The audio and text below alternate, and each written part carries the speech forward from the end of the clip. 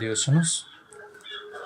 Yani burada kameramızı sağa bu şekilde gördüğünüz gibi şöyle gördüğünüz gibi sağa sola yukarı aşağı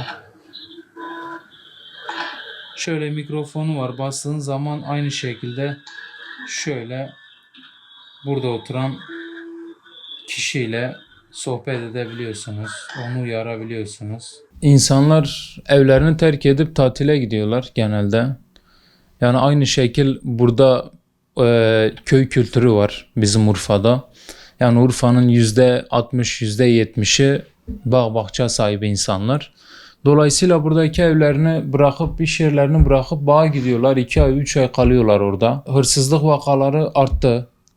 Ondan dolayı insanlar kameralara talep etmeye başladı. Yani bayağı kamera takıyoruz. Bu son 2 yıldır bu kamera şeyi bayağı patladı yani. Şimdi eski kameraların maliyeti biraz yüksekti. Kayıt cihazıdır falan fistan alıyordun. Bu Wi-Fi kameralar çıktı, ampul kameralar. Yani genelde onları takıyoruz.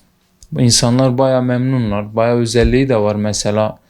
Görüntüyü görüyor ama eski kamerada kontrol edemiyor. Mesela adam dışarıda tatilde istiyor ki orada birisi olsun, sürekli bir şey olduğu zaman bana uyarı versin. Böyle bir sistem daha önce yoktu ama şimdi yeni kameralarda yani bir insanın yapabileceği, bekçilik görevini yapabileceği en güzel bir şekilde kameralar yapıyor. Yeni kameralar. Urfa'dasın.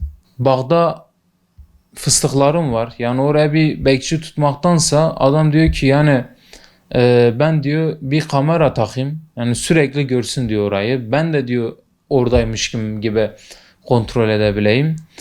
Yani şu an solar enerji elektriksiz ortamlarda çalışabilen, yani internetin olmadığı, elektriğin olmadığı alanlarda iş gören kameralarımız var. Yani bu şu an bunlar tercih ediliyor. Eski sistem yani hemen hemen bitti sayılır. Çünkü eski sistem kayıt cihazlı kameralarda özellik yok. İşlev yok. Sadece görüntü alıyor. Onun ötesine çıkamıyor. Ama bu yeni internetli Wi-Fi'li cihazlarda bayağı özellik var. Yani ondan dolayı çok talep ediliyor. Ne kadar önlem alınırsa alınsın, kapitalizm ve emperyalizmin hüküm sürdüğü ülkelerde hırsızlığın cezası olmaz. Çünkü insanlar evlerinde paralarını, altınlarını, ziynet eşyalarını, değerli eşyalarını tutmasın diye. Yani genel olarak güvenlik kameraları 1500 liradan başlıyor. 30.000 liraya kadar çıkıyor.